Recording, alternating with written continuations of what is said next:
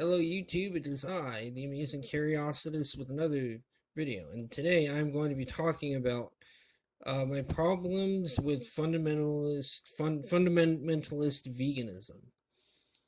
Does a lion worry about the morality of eating a gazelle? The only difference between man and a lion is that man accomplishes what he does through the use of tools. In fact, lion's teeth are a lion's tool, or lion's tools. The only problem that we should worry about is the potential health risks to ourselves with regard to processed foods. Like, I'm sure there's some processed food stuff goes on in that. What I say is live the way you want to live, but don't force your beliefs down people's throats. I was listening to this vegan say that Jesus was a vegan, and I'm like, oh, and I'm like, was Jesus not the foundation, the lamb slain from the foundation of the world? Book of Revelation. Did the Lord, with capital Lord, you know who I mean, the one and only Jehovah, not like the smell of burnt cow flesh? I'm a former Christian, so that shit ain't flying. You know, I would rather come out in the LGBT community as a bisexual rather than come out as a vegan in the vegan community. Yes, I am a bisexual, and by the way, I don't really care for the LGBT community, but I do like being around like-minded people, and you don't necessarily need to be in a group to be around like-minded people. You can have friends that are like that. In a way, that's kind of a group, but it's this is being around your friends, like a small gather group.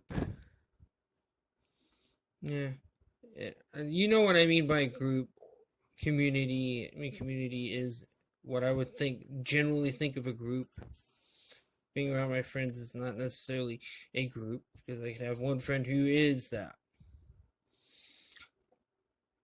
Yeah, after all, I love me some titties just as much as I love me some dickies. And by the way, if you have to parade your sexuality in public, then you must be insecure about it. You must be pretty insecure about it. And some people call me pretentious. Ah, yes, I am pretentious, they say. I was talking about this issue about how the meat eaters on one side and the vegans on the other side can be pretty bad in their own right. And I got attacked by either of the side, and one of them called me a fucking pretentious twat. And I'm like, what about that vegan teacher? Like, when I think of pretentious, I think of that vegan teacher. A pretentious person who questioned the reasons why Billy Core blocked me after he banned me from his group back in 2016, that caused me to go into depression because I felt like I did something really bad. Why was that a going away from Jesus moment for me? That and my having been pushed into some feud bullshit with me, in addition being in a crisis of faith. Yeah, that was the year that I went through the worst experience of my life. I was not going to be dragged into drama concerning a pastor, especially I wasn't going to be dragged any further into that is, especially when you had one side harassing the other side. The people who did not like Melissa Scott should have been left alone.